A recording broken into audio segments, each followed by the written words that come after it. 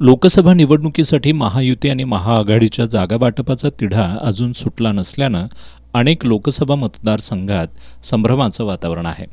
कोल्हापूर लोकसभा मतदारसंघातून महाविकास आघाडीकडून श्रीमंत छत्रपती शाहू महाराज यांचं नाव जवळपास निश्चित असलं तरी महायुतीचे विद्यमान खासदारच डेंजर झोनमध्ये असल्याच्या चर्चेनं त्यांच्या समर्थकांमध्ये अस्वस्थता आहे। हीच अस्वस्थता दूर करण्याच्या उद्देशानं आणि खासदार संजय मंडलिक यांच्या प्रचाराच्या नियोजनाच्या निमित्तानं आजच्या मेळाव्याचं आयोजन करण्यात आलं होतं।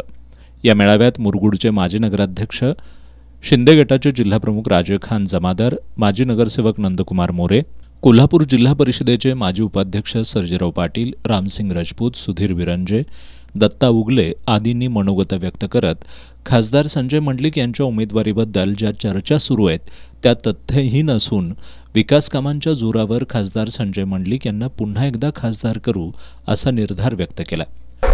आज कोल्हापूर जिल्ह्यातल्या या कोल्हापूर लोकसभा मतदारसंघातल्या उमेदवारीबाबत अनेक उलटसुलट चर्चा या पेपरच्या माध्यमातून येत असतात। परंतु ज्यावेळी आम्ही महाराष्ट्राचे लोकप्रिय मुख्यमंत्री एकनाथ शिंदे साहेब यांना भेटलो त्यावेळी शिंदे साहेबांनी आम्हाला क्लिअर सांगितलं की तुमची उमेदवारी ही कन्फर्म उमेदवारी आहे आणि तुम्ही कामाला लागा। तसा त्यांनी मेसेज दिल्यामुळं आज आपण कोल्हापूर जिल्ह्यातल्या प्रमुख कार्यकर्त्यांची बैठक